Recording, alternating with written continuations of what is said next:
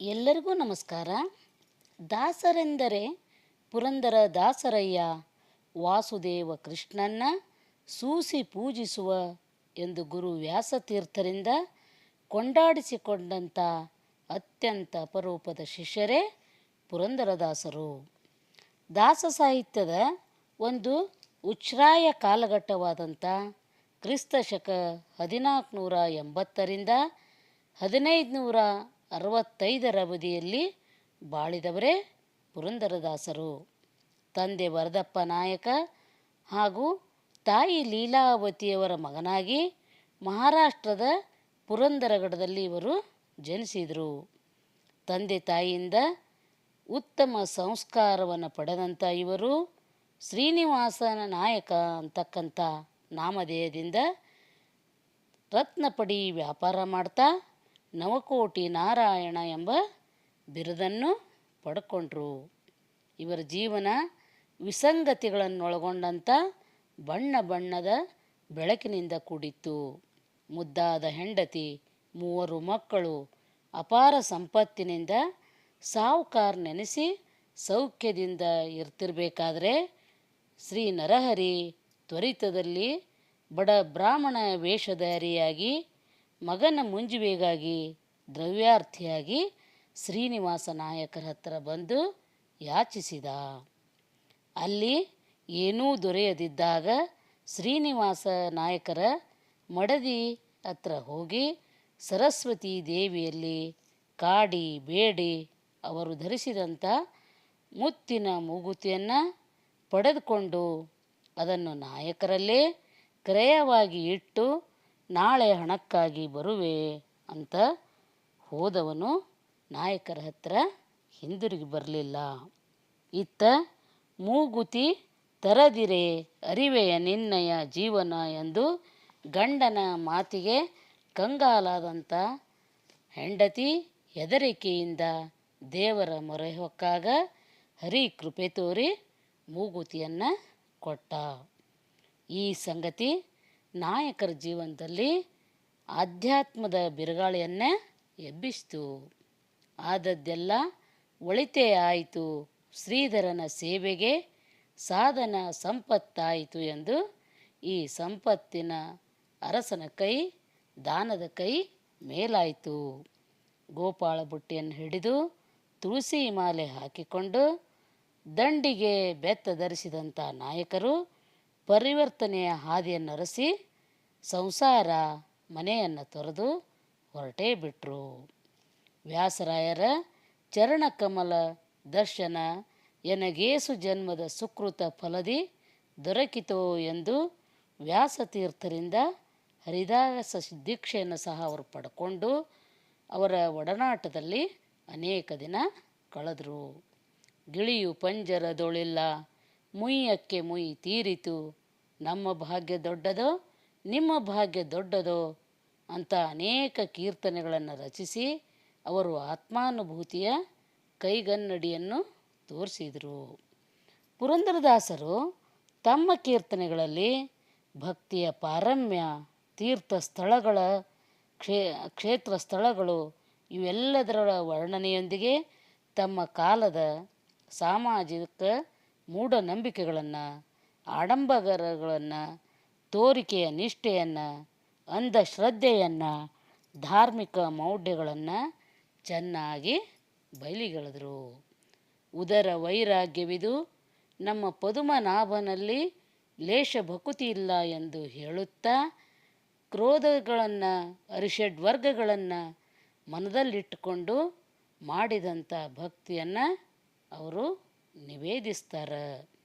ಮಡಿ ಮಡಿ ಎಂದು ಅಡಿಗಡಿಗೆ ಹಾರುವೆ, ಮಡಿ ಮಾಡುವ ಬಗೆ ಬೇರುಂಟು, ಹಿರಿಯರ ಗುರುಗಳ ಹರಿದಾಸರುಗಳ ಚರಣಕ್ಕೆರಗಿ ಬಲುಪ ಭಕ್ತಿಯಲ್ಲಿ ಪಾಲಿಸು ಎಂದು ಹೇಳುತ್ತಾ ಪುರಂದರ ವಿಠಲನ ಹಗಲಿರುಳು ಸ್ಮರಿಸುವುದೇ ಮಡಿ ಎಂದು ಅವರು ನಮ್ಗೆ ಉಪದೇಶನೂ ಮಾಡ್ತಾರೆ. ಕಲ್ಲಾಗಿರಬೇಕು ಕಠಿಣ ಭವ ತೊರೆಯೊಳಗೆ, ಬಿಲ್ಲಾಗಿರಲು ಬೇಕು ಬಲ್ಲವರೊಳಗೆ ಎಂಬ ದೊಡ್ಡ ತತ್ವವನ್ನು ವಿಷಯ ಭೋಗದ ತೃಣಕ್ಕೆ ಉರಿಯಾಗಿರಲು ಬೇಕು, ನಿಶೆ ಹಗಲು ಶ್ರೀಹರಿಯ ನೆನೆಯಬೇಕು ಎಂದು ಹೇಳುತ್ತಾ, ಜೀವನದ ಪಯಣ ಆಚೆ ದಡವನ್ನು ತಲುಪಬೇಕಾದರೆ ನೌಕೆಗಿರ್ತಕ್ಕಂಥ 9 ಛಿದ್ರಗಳೊಂದಿಗೆ 6 ತೆರೆಗಳನ್ನು ಹೇಗೆ ಈಸಬೇಕು ಎಂಬುದನ್ನು ದಾಸರು ಸರಳ ಮಾತುಗಳಲ್ಲಿ ಅಂಬೀಗ ನಿನ್ನ ನಂಬಿದೆ, ಜಗದಂಬಾರಮಣ ನಿನ್ನ ನಂಬಿದೆ ಎಂಬ ಕೀರ್ತನೆಯ ಮೂಲಕ ಬಿಂಬಿಸ್ತಾರೆ. ಜೀವನದ ಮೋಹಕತೆಯನ್ನು ಬೊಟ್ಟು ಮಾಡಿ ತೋರಿಸುವಂತಹ ಅನೇಕ ಅನುಭವಗಳು ದಾಸರ ಸಾಧನ ಮಾರ್ಗದಲ್ಲಿ ಬಂದು ಹೋಗಿರಬೇಕು. ಹೆಂಡತಿಯಿಂದ ಆಧ್ಯಾತ್ಮದತ್ತ ಮನಸ್ಸು ತಿರುಗಿತಾದರೂ ಅವರಿಗೆ ಸಕಲ ಸಿದ್ಧಿಗಳು ಒಮ್ಮೆಲೆ ಕೈಗೂಡಿದವೆಂದು ಹೇಳಕ್ಕಾಗಂಗಿಲ್ಲ. ಯಾಕಂದ್ರೆ ವ್ಯರ್ಥವಾಯಿತೆ ಜನುಮ ವ್ಯರ್ಥವಾಯಿತೆ, ಅತ್ತಲಿಲ್ಲ ಇತ್ತಲಿಲ್ಲ ಅರ್ಥ ಮಾನ ಹಾನಿಯಾಗಿ ಜನುಮ ವ್ಯರ್ಥವಾಯಿತೆ ಎಂದು ಅವರು ತಮ್ಮ ಕೀರ್ತನೆಯಲ್ಲಿ ಗೋಳಿಟ್ಟದ್ದು ಕಂಡುಬರ್ತೆ. ಕೊನೆಗೆ ನಿನ್ನನ್ನಾಶ್ರಯಿಸುವೆನು ನಿಗಮಗೋಚರ, ನಿತ್ಯ ಬೆನ್ನ ಬಿಡದೆ ಕಾಯೋ ಎಂದು ವಿಠಲನಲ್ಲಿ ಮೊರೆ ಹೋಗ್ತಾರೆ.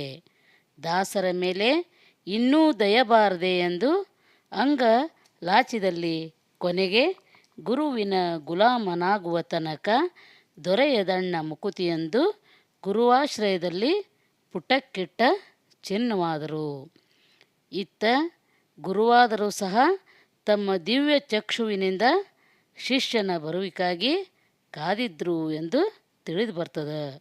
ಹೀಗೆ ಧಾರ್ಮಿಕ ಆಧ್ಯಾತ್ಮಿಕ ವಿಷಯಗಳಿಗೆ ಸಂಬಂಧಿಸಿದಂತೆ ಸ್ತೋತ್ರ, ನೀತಿಬೋಧೆ, ವೇದಾಂತ ವಿಚಾರಗಳನ್ನು ಮುಖ್ಯವಾಗಿಟ್ಟುಕೊಂಡು ಅನೇಕ ಕೀರ್ತನೆ ಸುಳಾದಿಗಳನ್ನು ರಚಿಸಿದಂಥ ಮಹಾನುಭಾವರು ಪುರಂದರದಾಸರು. ಇವರ ಕೀರ್ತನೆಗಳಲ್ಲಿ ಮಧುರ ಭಕ್ತಿ ಎದ್ದು ತೋರ್ತದೆ. ಸಾಹಿತ್ಯದ ಒಂದು ಮುಖ್ಯ ಭಾಗ ಸುಳುವು ಹಾದಿಯ ಮೂಲಕ ಅವರು ಜೀವನ ಸಾಕ್ಷಾತ್ಕಾರದ ಸುಲಭ ಮಾರ್ಗವನ್ನು ತೋರಿಸಿಕೊಟ್ರು. ಮಾಧ್ವ ತತ್ವಗಳನ್ನೆಲ್ಲ ತಿಳಿಗೊಳಿಸಿ ಜನಸಾಮಾನ್ಯರಲ್ಲಿ ಹರಡಿದಂಥ ಈ ಮಹಾನ್ ತಪಸ್ವಿಗೆ ಅನಂತ ನಮಸ್ಕಾರಗಳನ್ನು ತಿಳಿಸ್ತೀನಿ.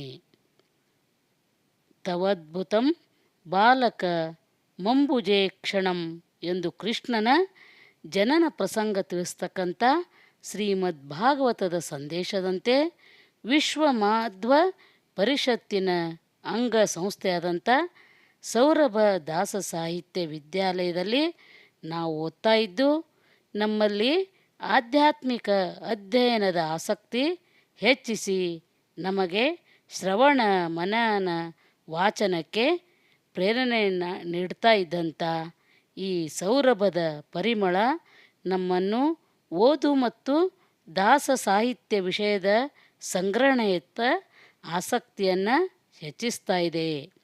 ನಮ್ಮಲ್ಲಿ ಸಂಕಲ್ಪ ಶಕ್ತಿಯನ್ನು ಹೆಚ್ಚಿಸಿದಂಥ ಗುರುಗಳಾದಂಥ ಪಂಡಿತ್ ಪ್ರಮೋದಾಚಾರ್ ಪೂಜಾರವರಿಗೂ ಹಾಗೂ ಸಕಲ ಪಾಠಕರಿಗೂ ಸಹ ನನ್ನ ಅನಂತ ಪ್ರಣಾಮಗಳು.